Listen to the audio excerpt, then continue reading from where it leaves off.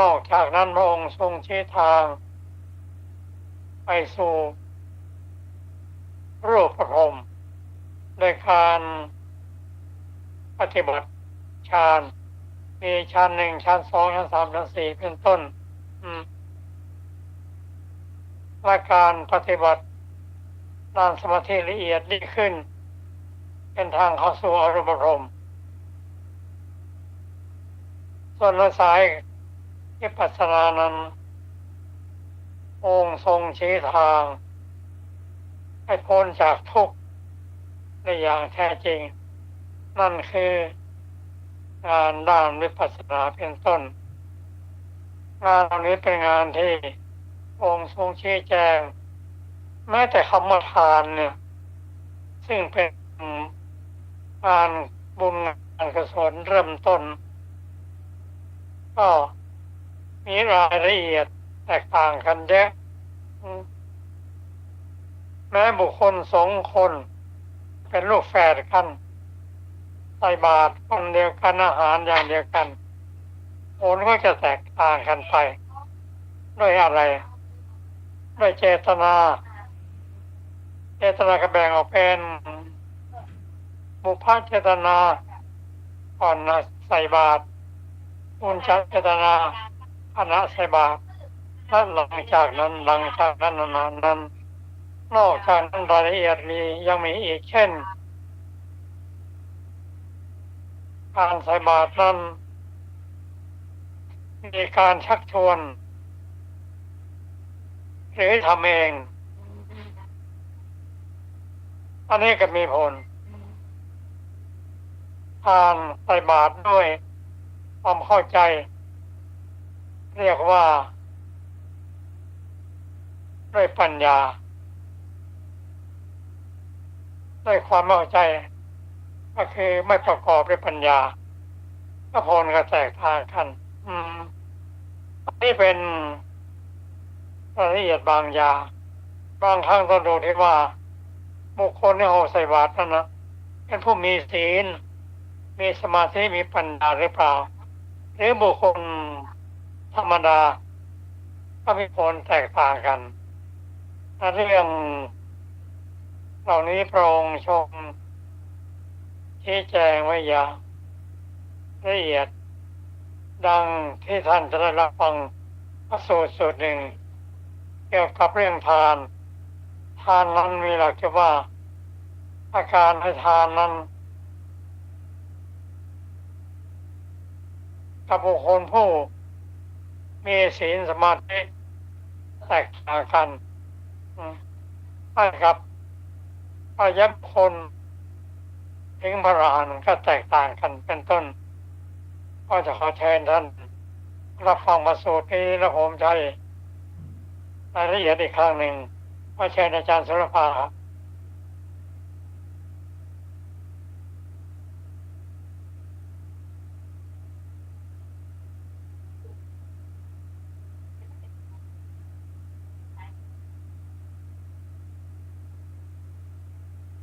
ขณะที่อาจารย์สุรภายังไม่พร้อมนั้นก็ขอเพิ่มเกี่ยวกับเรื่องทานนิดหนึ่งว่าการให้ทานที่จะมีผลสมบูรณ์นั้นจะต้องประกอบไปด้วยไตรธรรมผู้รับทานเจตนาการชักชวนหรือไม่ชักชวนประกอบด้วยปัญญาหรือไม่ขอเชิญอาจารย์สุรภาสวัสดีค่ะท่านผู้ฟังที่เคารพทุกท่านวันนี้เราจะได้ศึกษาในสุมาณะวรรคที่ 4ชื่อว่าสุมาณะสูตรนะคะว่าด้วยเทวดามีความพิเศษต่างกันด้วยเหตุ5ครั้งนั้นแลสุมาณะขออภัยสุมาณาราชกุมารีแวดล้อมด้วยรถ500 คันและราชกุมารี500 คนเข้าไปเฝ้าพระผู้มีพระภาคเจ้าถึงที่ประทับฝ่ายบังคมแล้วประทับนั่งณที่ควรส่วนข้างหนึ่งครั้นแล้วได้ทูลถามว่าข้าแต่พระองค์ผู้เจริญขอประทานพระวโรกาสแส าวกของพระผู้มีพระภาคเจ้า2 คน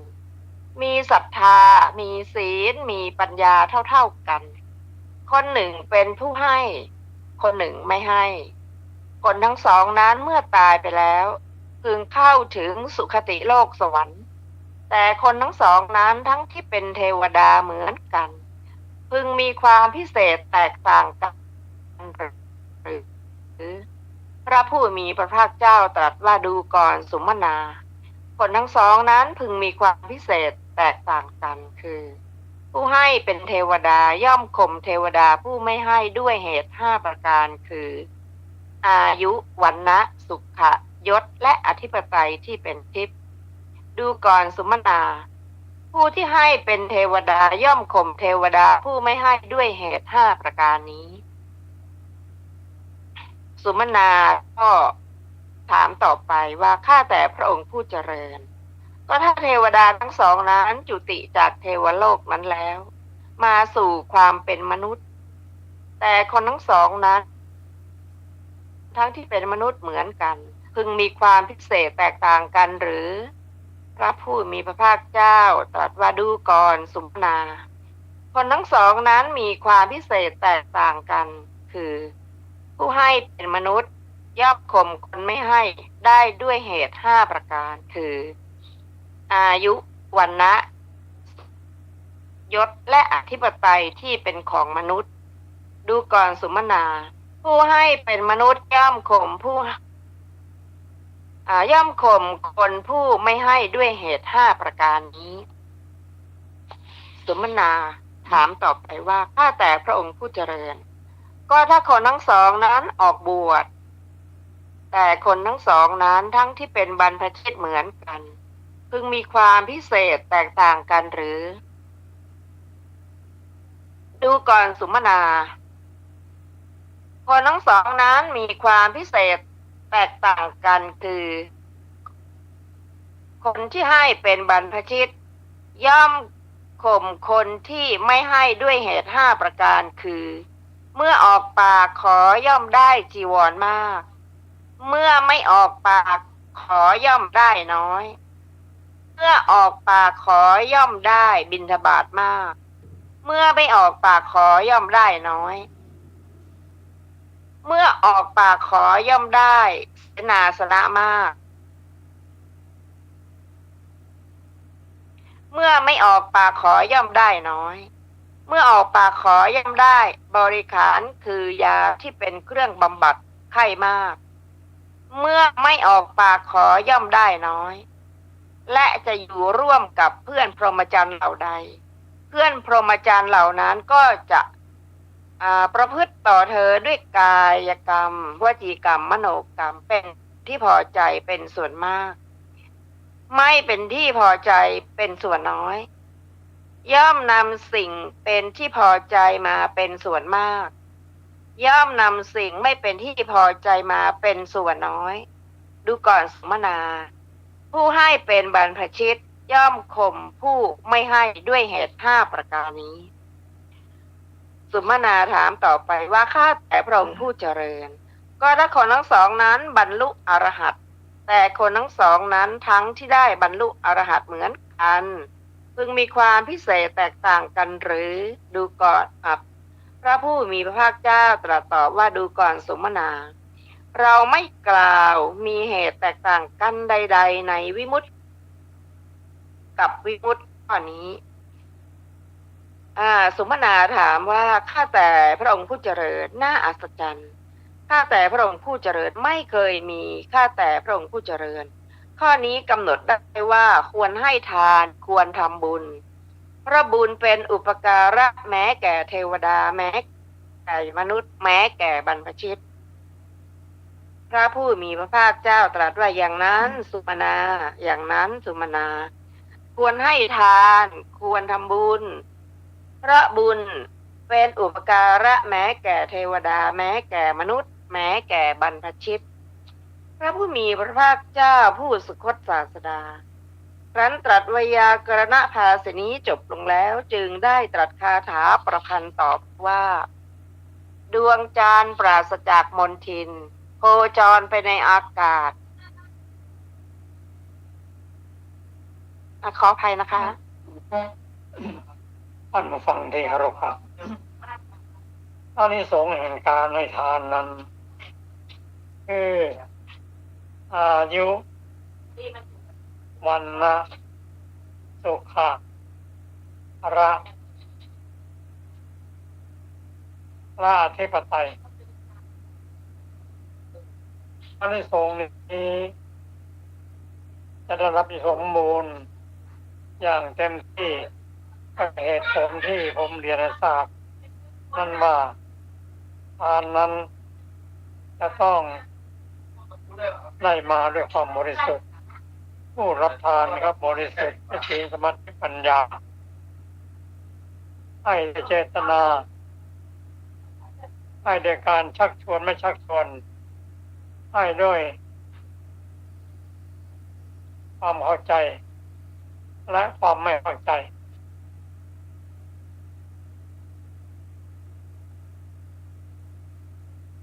สิ่งเหล่านี้แหละจะทำให้ได้อานิสงส์ครบทั้งห้าและอานิสงส์นี้จะติดไปตั้งแต่เป็นฆราวาสบวชเป็นบรรพชิตมีอะไรครับ ค่ะ จะไปจบลงที่เป็นพระอรหันต์ถ้าเป็นพระอรหันต์เนี่ยมาขอสำเร็จทุกอย่างแล้วไม่ต้องกลับมาเกิดอีกแล้วไม่ต้องรับอานิสงส์หรือว่าความเป็นพระอรหันต์นั้นเป็นผู้ที่หมดราคะโทสะโมหะเรียบร้อยแล้วอันนี้เป็นรายละเอียดของทานซึ่งยังมีรายละเอียดมากกว่านี้ก็เราจะมาฟัง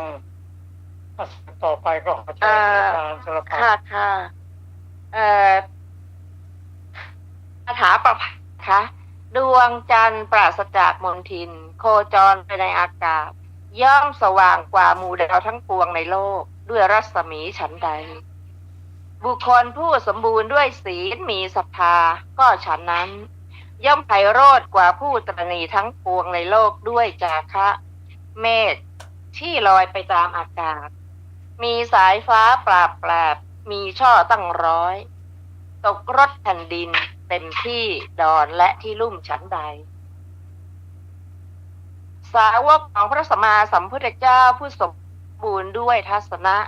เป็นบัณฑิตก็ฉันนั้นย่อมข่มผู้ตรณีได้ด้วยฐานะห้าประการคืออายุวันนะสุขะยศและเปี่ยมด้วยโภคะย่อมบันเทิงใจในสวรรค์ในปรโลกดังนี้จบสุมาณสูตรที่หนึ่งซึ่งมีอรรถกถาวินิจฉัยดังต่อไปนี้บทว่าสุมนาราชกุมารีได้แก่เจ้าหญิงผู้ได้พระนามอย่างนั้นเพราะทรงกระทำมหาสักการะแล้ว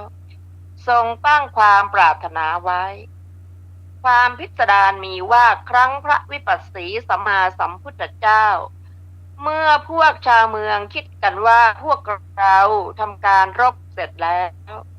จักยึดพระศาสดาของพวกเราไว้จึงริเริ่มที่จะได้พระสงฆ์มีพระพุทธเจ้าเป็นประมุขอาศัยเสนาบดีแล้วทำบุญตามลำดับในวันแรกๆแห่งวันทั้งหมดเป็นวาระของเสนาบดีในวันนั้นเสนาบดีเตรียมมหาทานวางคนรักษาการไว้โดยรอบสั่งว่าวันนี้พวกเจ้าจงคอยรักษาการไว้โดยที่ใครๆอื่นจะไม่ถวายแม้ภิกษาสักอย่างหนึ่งวันนั้นภรรยาเศรษฐีร้องไห้พูดกะธิดาซึ่งเล่นกับพวกหญิงสาว500 คนกลับมาแล้วว่าลูกเอ๋ยหากว่าบิดาของลูกยังมีชีวิตอยู่วันนี้แม่ต้องนิมนต์พระทศพลฉันเป็นรายแรกลูกสาวพูดกับมารดาว่าแม่จ๋าแม่อย่าคิดเลยลูกจักทำโดยวิธีที่พระสงฆ์มีพระพุทธเจ้าเป็นประมุขจักฉันภิกษาของเราเป็นรายแรกต่อจากนั้นธิดาจึงบรรจุข้าวปายาตที่ไม่มีน้ำลงในถาดทองคำมีค่า100,000จนเต็ม แล้วปรุงด้วยเนยใสน้ำผึ้งและน้ำตาลกรวดเป็นต้นเอาถาดอีกถาดหนึ่งครอบเอาเอาพวงมาลัยดอกมะลิล้อมภาชนะนั้นทำคล้ายพวงดอกไม้ครั้นได้เวลาที่พระผู้มีพระภาคเจ้าเสด็จเข้าไปบ้านนางยกเองมีหมู่ทาสีแวดล้อมออกจากเรือนไปครั้นถึงระหว่างทางพวกคนรับใช้ของเสนาบดีพูดว่าแม่หนูอย่ามาทางนี้ธรรมดาผู้มีบุญมากย่อมมีถ้อยคำต้องใจคนถ้อยคำของคนรับใช้เสนาบดีเหล่านั้นซึ่งพูดแล้วพูดเล่าก็ไม่อาจห้ามไว้ได้นางกล่าวว่าท่านอาท่านลุงท่านน้าทำไมท่านไม่ให้เราเข้าไปเล่าคนรับใช้กล่าวว่าแม่หนูท่านเสนาบดีตั้งพวกเรา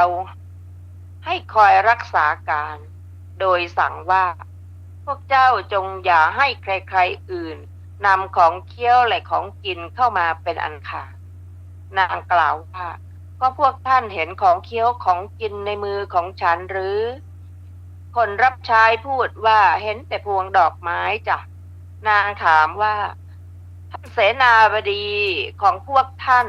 ไม่ให้ทำแม้การบูชาด้วยดอกไม้ด้วยหรือคนรับใช้พูดว่าให้ตาแม่หนู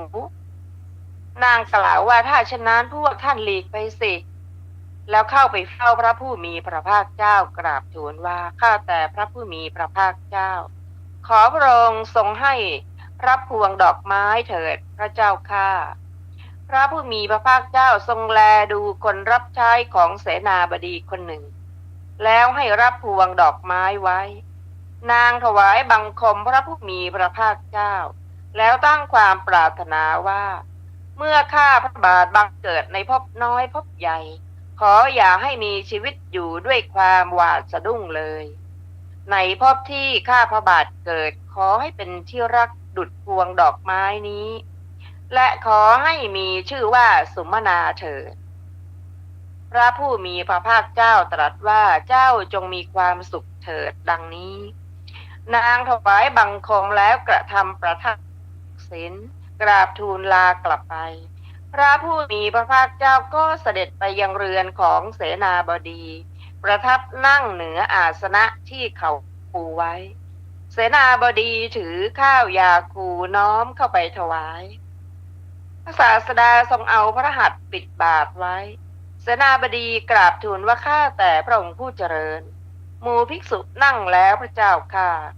พระศาสดาตรัสว่าเราได้บิณฑบาตหนึ่งในระหว่างทางเสนาบดีนำมาลาออกได้เห็นบิณฑบาตจูปัฏฐาคนรับใช้ใกล้ชิดกล่าวว่านายขอรับผู้หญิงพูดลวงกระผมว่าดอกไม้ข้าวปลายาเพียงพอแก่ภิกษุทั้งหมดนับแต่พระผู้มีพระภาคเจ้าเป็นต้นไปเสนาบดีได้ถวายชัยธรรมของตนพระศาสดาเสวยเสร็จแล้วตรัสมงคลกถาเสด็จกลับเสนาบดีถามว่าหญิงที่ถวายบิณฑบาตชื่ออะไรธิดาเศรษฐีขอรับ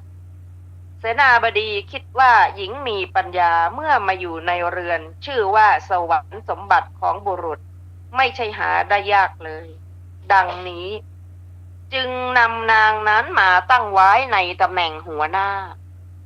นางก็จับจ่ายทรัพย์ในเรือนของมารดาและในเรือนของเสนาบดีถวายทานแด่พระตถาคตทำบุญบำเพ็ญบุญตลอดอายุครั้นจุติจากนั้นก็ไปบังเกิดในเทวโลกฝ่ายกามาวจรในขณะที่นางเกิดนั้นเองฝนดอกมะลิตกเต็มทั่วเทวโลกประมาณแค่เข่าถวยเทพคิดว่าเทพธิดานี้ถือเอาชื่อของตนด้วยตนเองมาจึงตั้งชื่อเทพธิดานั้นว่าสุมนาเทพธิดานั้นท่องเที่ยวไปในเทวโลกและมนุษย์โลกตลอด89 กับในที่นางเกิดแล้วฝนดอกมะลิก็ตกไม่ขาดจึงมีชื่อว่าสุมนาอย่างเดิม ก็ครั้งนี้นางได้ถือปฏิสนธิในพระครรภ์ของพระอัครมเหสีของพระเจ้าโกศลในวันนั้นเองกุมาริกา500ก็ถือปฏิสนธิในตระกูลนั้นๆแล้วคลอดจากครรภ์มารดาในวันเดียวกันหมดในขณะนั้นเองฝนดอกมะลิตกประมาณแค่เข่าพระราชาทอดพระเนตรเห็นพระธิดานั้นทรงปลื้มพระทัยว่าราชธิดานี้จักเป็นผู้สร้างบุญกุศลมาก่อนทรงดำริว่าธิดาของเราถือเอาชื่อของตนด้วยตนเองมาจึงพระราชทานพระนามของพระธิดานั้นว่าสุมนาแล้วทรงให้ค้นหาทั่วพระนครด้วยทรงดำริว่าธิดาของเราคงจะไม่เกิดเพียงผู้เดียวเท่านั้นทรงสดับว่ามีทาริกา500เกิดจึงโปรดเกล้าให้เลี้ยงไว้ทั้งหมดด้วยพระองค์เองรับสั่งว่าเมื่อถึงเดือนหนึ่งพวกเจ้าจงนำมาแสดงแก่ธิดาของเราดังนี้ถึงทราบว่าพระธิดาทรงกระทำมหาสักการะแล้วตั้งความปรารถนาไว้จึงได้พระนามอย่างนี้เวลาพระธิดามีพระชนได้7พระชนสาเมื่อนาถบิณฑิกะเศรษฐีสร้างวิหารเสร็จจึงส่งทูตไปกราบทูลพระตถาคตศาสดามีหมู่ภิกษุเป็นบริวารได้เสด็จไปกรุงสาวัตถีอนาถบิณฑิกะเศรษฐีได้ไปกราบทูลพระราชาว่าขอเดชะข้าแต่พระมหาราชเจ้าการเสด็จมาณที่นี้ของพระศาสดาเป็นมงคลทั้งแก่ข้าพระองค์ทั้งแก่พระองค์ขอพระองค์ทรงโปรดเกล้าให้พระสุมนาราชกุมารีพร้อมด้วยทาริกา500ถือหม้อน้ำและของหอมและดอกไม้เป็นต้นรับเสด็จพระทศพลเถิดพระเจ้าข้าพระราชาตรัสว่าดีแล้วเศรษฐีแล้วทรงกระทำตามนั้นพระธิดาก็เสด็จไปตามที่พระราชาทรงแนะนำถวายบังคมพระศาสดาแล้วทรงบูชาด้วยของหอมและดอกไม้เป็นต้นแล้วประทับอยู่ส่วนข้างหนึ่งพระศาสดาทรงแสดงธรรมแก่พระธิดาพระธิดาพร้อมด้วยกุมารี500ตั้งอยู่ในโสดาปัตติผลทาริกา500มาตุคาม500และอุบาสก500แม้เหล่าอื่นก็ตั้งอยู่ในโสดาปัตติผลในขณะนั้นเหมือนกันในวันนั้นมีโสดาบัน 2,000 ในระหว่างทางนั้นเองบทว่าเยนะภควาเตนุปสังกมิถามว่าเพราะเหตุใดจึงเข้าไปเฝ้าตอบว่าเพราะทรงต้องการถามปัญหาได้ยินว่าครั้งพระกัสสปะสัมมาสัมพุทธเจ้าได้มีภิกษุ2รูปเป็นสหายกันในภิกษุ2รูปนั้นรูปหนึ่งบำเพ็ญสารานียธรรมรูปหนึ่งบำเพ็ญพัตตะตักขวัตรูปที่บำเพ็ญสารานียธรรมกล่าวกับรูปที่บำเพ็ญพัตตะตักขวัตว่าผู้มีอายุชื่อว่าทานที่ไม่ให้ผลย่อมไม่มีการให้ของที่ตนได้แก่คนอื่นและบริโภคจึงควรดังนี้แต่รูปที่บำเพ็ญพัตตะขวัตกล่าวว่าผู้มีอายุท่านไม่รู้หรือการให้ทายธรรมตกไปไม่ควรผู้ที่ถือเอาเพียงอาหารยังชีวิตของตนให้เป็นไปได้เท่านั้นบำเพ็ญวัดในโรงครัวจึงควรในภิกษุ2รูปนั่นแม้รูปหนึ่งก็ไม่อาจจะให้อีกรูปหนึ่งอยู่ในโอวาทของตนได้แม้ทั้ง2รูปบำเพ็ญข้อปฏิบัติของตนครั้นจุติจากภพนั้นก็บังเกิดในเทวโลกฝ่ายกามาพจรดาภิกษุ2รูปนั้นรูปที่บำเพ็ญสารานียธรรมล้ำภิกษุอีกรูปหนึ่งด้วยธรรม5อย่าง ภิกษุเหล่านั้นเวียนว่ายอยู่ในเทวดาและมนุษย์ สิ้นไปพุทธันดรหนึ่งจึงเกิดในกรุงสาวัตถีในเวลานี้รูปที่บำเพ็ญสารานิยธรรมคือปฏิสนธิในพระคันของอัครมเหสีของพระเจ้าโกศลอีกรูปหนึ่งถือปฏิสนธิในท้องของหญิงรับใช้ของพระอัครมเหสีนั้นเหมือนกันคนแม้ทั้งสองเหล่านั้นก็เกิดในวันเดียวกันนั่นเองในวันตั้งชื่อมารดาให้คนเหล่านั้นอาบน้ำแล้วให้นอนในห้องประกอบด้วยสิริจัดเตรียมของขวัญในภายนอกไว้ให้แก่คนแม้ทั้งสองบรรดาคนเหล่านั้นคนที่บำเพ็ญสารานิยธรรมพอลืมตาก็เห็นเสวตฉัตรใหญ่ที่นอนประกอบด้วยสิริที่เขาจัดไว้เป็นอย่างดีและนิเวศประดับด้วยเครื่องอลังการจึงได้รู้ว่าเราเกิดในราชตระกูลแห่งหนึ่งดังนี้เขานึกอยู่ว่าเราทำกรรมอะไรหนอจึงได้เกิดในที่นี้ดังนี้ก็รู้ว่าด้วยผลของการบำเพ็ญสารานิยธรรมดังนี้จึงนึกว่าสหายของเราเกิดที่ไหนหนอก็ได้เห็นเขานอนบนที่นอนต่ำคิดว่าผู้นี้บำเพ็ญวัดในโรงครัวไม่เชื่อคำของเราคราวนี้เราจะข่มเขาในฐานะนี้ก็ควรจึงได้พูดว่าเพื่อนเจ้าไม่เชื่อคำของเราเขาตอบว่าเมื่อเป็นเช่นนั้นจะเกิดอะไรเขาได้บอกว่าเจ้าดูสมบัติของเราสิเรานอนบนที่นอนมีสตรีอยู่ภายใต้เสวตฉัตร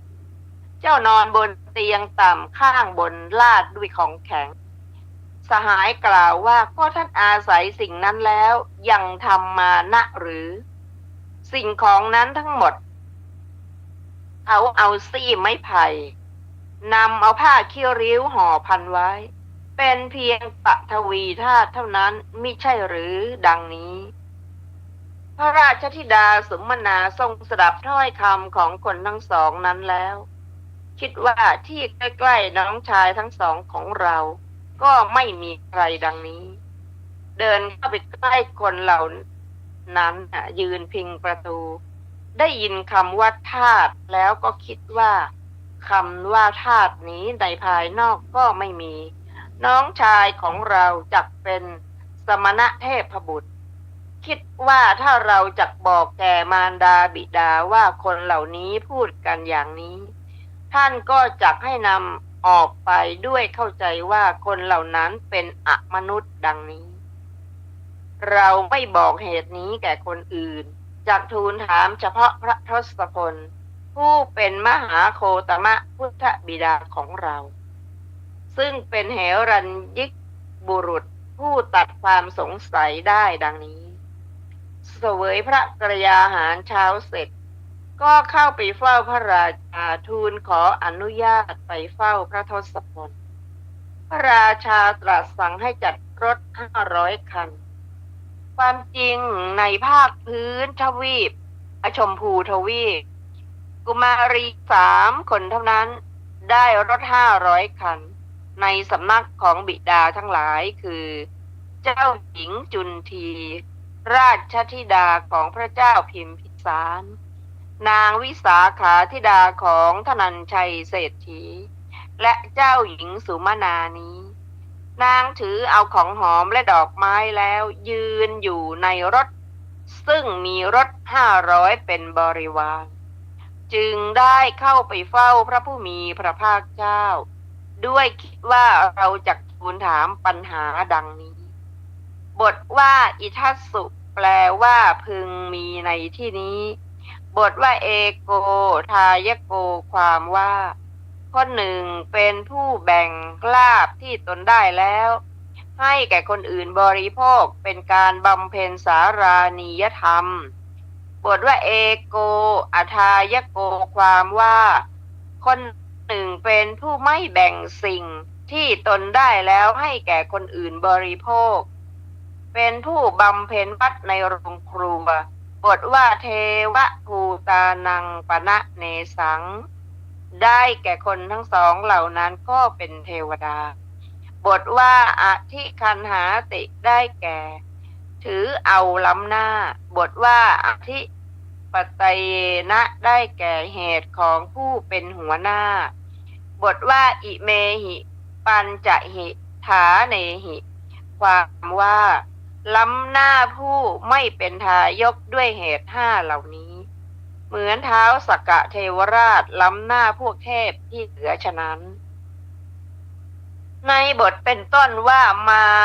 นุสเกนะพึงทราบวินิจฉัยดังนี้ เป็นหัวหน้าล้ำหน้าด้วยเหตุห้าเหล่านี้คือ ด้วยอายุเหมือนพระมหากัสสปะเถระ พระภักกูลเถระ และพระอานนท์เถระ ด้วยวรรณะเหมือนพระมหาคติมะพระอภัยเถระและอมาตย์ผู้เป็นพันธาคาริกผู้รักษาเรือนคลัง ด้วยสุขเหมือนรัฐปาละกุลบุตรโสภณเศรษฐีบุตรและยศกุลบุตร ด้วยยศทั้งความเป็นใหญ่เหมือนพระเจ้าธรรมาโศกราช บทว่ายาจิตโตวะพหุลังความว่าเป็นหัวหน้าล้ำหน้าด้วยเหตุนี้ว่าเป็นผู้อันเขาวิงวอนพึงจึงบริโภคจีวรเป็นต้นเป็นส่วนมากเหมือนพระภักกุลเถระพระศรีวลีศรีละเถระและพระอานนท์เถระเป็นต้นบทว่ายะทิทางวิมุตติยาวิมุตตังความว่าเหตุต่างๆกันอันใดที่จะพึงกล่าวปรารภวิมุตติของอีกคนหนึ่งกับวิมุตติของคนหนึ่งเราไม่กล่าวเหตุที่ต่างๆกันอันนั้นจริงอยู่เด็กอายุ7 ขวบก็ดีพระเถระอายุ100 ปีก็ดีไม่ว่าจะเป็นภิกษุหรือภิกษุณีอุบาสกหรืออุบาสิกาเทวดาหรือมารพรหมก็แทงตลอดวิมุตติในโลกุตระมรรคที่แทงตลอดแล้วชื่อว่าความต่างๆกันไม่มีเลยบทว่าอะละเมวะแปลว่าควรแท้บทว่ายัตระหินามะเท่ากับยานินามะแปลว่าชื่อเหล่าใดบทว่าคัดฉังอากาสธาตุยาคือโคจรไปทางอากาศบทว่าสัตโธได้แก่ผู้เชื่อคุณพระรัตนตรัยบทว่าทะนายังแปลว่าถอยไปบทว่าวิชุมาลีได้แก่ประกอบด้วยสายฟ้าแลบอยู่หน้าเมฆเช่นกับมาลาบทว่าสตักกะกุคือมียอดตั้ง100อธิบายว่าประกอบด้วยเมฆตั้ง100ยอดที่ตั้งขึ้นทางนี้ทางโน้นบทว่าทัสนะสัมปันโนคือพระโสดาบันบทว่าโภคะปาริปยุนโหได้แก่ผู้เป็นผู้พรั่งพรูด้วยโภคะที่มีอยู่นำไปให้ด้วยอำนาจทานคล้ายห่วงน้ำอธิบายว่าให้ถึงเทวโลกบทว่าเปจะคือในปรโลกบทว่าสักเคปะโมทติความว่าย่อมปราบปลื้มปราโมทย์ในสวรรค์ที่เขาเกิดนั้นนั่นแหละจบอรรถกถาสุมาณสูตรที่1ต่อไปเป็นสูตรที่2ชื่อว่าจุนทิสูตรว่าด้วยสิ่งที่อำนวยผลเลิศสมัยหนึ่งพระผู้มีพระภาคเจ้าประทับอยู่ณพระวิหารเวฬุวันกลันทกะนิวาปสถานใกล้กรุงราชคฤห์ครั้งนั้นแลราชกุมารีพระนามว่าจุนทีแวดล้อมด้วยรถ500 คันและกุมารี500 คนเข้าไปเฝ้าพระผู้มีพระภาคเจ้าถึงที่ประทับถวายบังคมแล้วประทับนั่งณที่ควรส่วนข้างหนึ่งครั้นแล้วได้กราบทูลว่าข้าแต่พระองค์ผู้เจริญราชกุมารพระนามว่าจุนทะพระปาดาของหม่อมฉันกล่าวอย่างนี้ว่าหญิงหรือชายเป็นผู้ถึงพระพุทธเจ้าเป็นสรณะถึงพระธรรมเป็นสรณะถึงพระสงฆ์เป็นสรณะ เว้นขาดจากปานาติบาตเว้นขาดจากอทินาทานเว้นขาดจากกาเมสุมิจฉาจารเว้นขาดจากมุสาวาทเว้นขาดจากการดื่มน้ำเมาคือสุราและเมรัยอันเป็นที่ตั้งแห่งความประมาทผู้นั้นตายไปแล้วย่อมเข้าถึงสุคติอย่างเดียวไม่เข้าถึงทุกติดังนี้หม่อมฉันจึงขอทูลถามว่าผู้ที่เลื่อมใสในศาสดาเช่นไรเมื่อตายไปแล้วจึงเข้าถึงสุคติอย่างเดียวไม่เข้าถึงทุกติผู้ที่เลื่อมใสในธรรมเช่นไรเมื่อตายไปแล้วจึงเข้าถึงสุคติอย่างเดียวไม่เข้าถึงทุกติผู้ที่เลื่อมใสในสงฆ์เช่นไรเมื่อตายไปแล้วจึงเข้าถึงสุคติอย่างเดียวไม่เข้าถึงทุกติผู้ที่ให้บริบูรณ์ในศีลเช่นไรเมื่อตายไปแล้วจึงเข้าถึงสุคติอย่างเดียวไม่เข้าถึงทุกติพระผู้มีพระภาคเจ้าตรัสว่าดูก่อนจุนทีสัตว์ที่ไม่มีเท้าก็ดีมี2 เท้าก็ดีมี4 เท้าก็ดีมีเท้ามากก็ดีมีรูปก็ดีไม่มีรูปก็ดีมีสัญญาก็ดีไม่มีสัญญาก็ดีมีสัญญาก็มิใช่ไม่มีสัญญาก็มิใช่ก็ดีมีประมาณเท่าใดพระตถาคตอรหันตสัมมาสัมพุทธเจ้าบัณฑิตกล่าวว่าเลิศกว่าสัตว์เหล่านั้นชนเหล่าใดเลื่อมใสในพระพุทธเจ้าชนเหล่านั้นชื่อว่าเลื่อมใสในสิ่งที่เลิศก็วิบากอันเลิศย่อมมีแก่บุคคลที่เลื่อมใสในสิ่งที่เลิศธรรมที่เป็นปัจจัยปรุงแต่งก็ดีที่ปัจจัยไม่ปรุงแต่งก็ดีมีประมาณเท่าใดวิราคะคือธรรมอันย่ำยีความเมากำจัดความกระหายถอนเสียซึ่งอาลัยเข้าไปตัดวัฏฏะเป็นที่สิ้นตัณหาเป็นที่คลายกำหนัดเป็นที่ดับนิพพานบัณฑิตกล่าวว่าเลิศกว่าธรรมเหล่านั้นชนเหล่าใดเลื่อมใสในวิราคะธรรม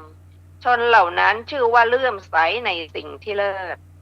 ก็วิบากอันเลิศย่อมมีแก่บุคคลผู้เลื่อมใสในสิ่งที่เลิศ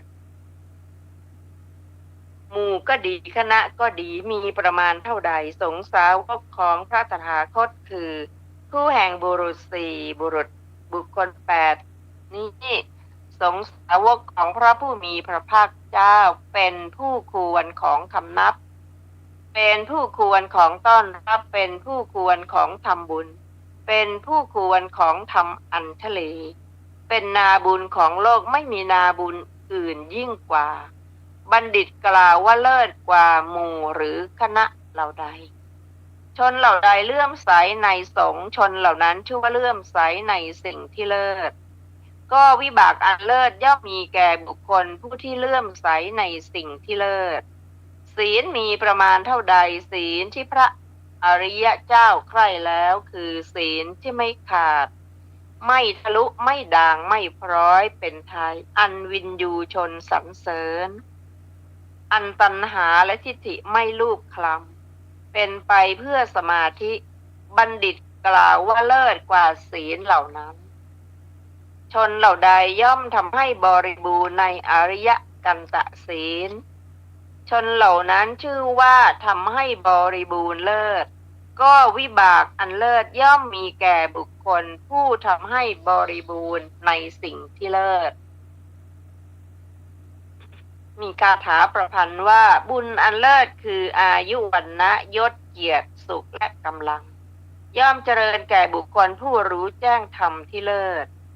เลื่อมใสในสิ่งที่เลิศคือเลื่อมใสในพระพุทธเจ้าผู้เลิศผู้เป็นทักขินัยบุคคลชั้นเยี่ยมเลื่อมใสในพระธรรมที่เลิศอันปราศจากราคะเป็นที่เข้าไปสงบเป็นสุขเลื่อมใสในพระสงฆ์ผู้เลิศเป็นนาบุญชั้นเยี่ยมให้ทานในสิ่งที่เลิศปราชญ์ผู้ถือมั่นธรรมที่เลิศให้สิ่งที่เลิศเป็นเทวดาหรือมนุษย์ย่อมถึงสถานที่เลิศบันเทิงใจอยู่ จบจุลที่สูตรที่สองซึ่งมีอรรถกถาวินิจฉัยดังต่อไปนี้ บทว่าปัญจหิระทะสะเสหิ ความว่าเจ้าหญิงจุนทีเสวยพระกรยาหารเช้าแล้วเสด็จเข้าเฝ้าพระชนกให้จัดรถ500 คันมีรถเหล่านั้นแวดล้อมแล้วบทว่าอุปสังกมิความว่าเจ้าหญิงจุนทีดำริว่าเราจะทูลถามข้อสนทนาปัญหาที่เราให้เป็นไปกับพระเชษฐพาดาคือเจ้าชายจุนทะดังนี้ถือของหอมดอกไม้และจุนเป็นต้นแล้วจึงเข้าไปเฝ้าบทว่ายะเทวโสโหติได้แก่เมื่อใดผู้นั้นอีกอย่างหนึ่งผู้นั้นใดบทว่าอริยกันตานิศีลานิได้แก่ศีลสัมปยุตด้วยมรรคและผลก็ศีลเหล่านั้นเป็นศีลอันน่าใคร่ของพระอริยะทั้งหลายเพราะฉะนั้นจึงไม่ละแม้ในภพอื่นบทที่เหลือพึงทราบแม้โดยนัยยะที่ท่านกล่าวไว้แล้วในอัคคัปปสาทสูตรจตุกนิบาตจบอรรถกถาของจุลที่สูตรที่สองท่านผู้ฟังที่เคารพค่ะวันนี้รายการศึกษาธรรมนำสุขก็ได้หมดเวลาลงแล้วขอขอบพระคุณทุกท่านที่ได้ร่วมศึกษาด้วยกันเราจะมาพบกันใหม่ในวันศุกร์หน้าเวลา 14 นาฬิกาเป็นต้นไปวันนี้ขอมีความสุขสวัสดีเจริญในธรรมค่ะสวัสดีค่ะเด็กก็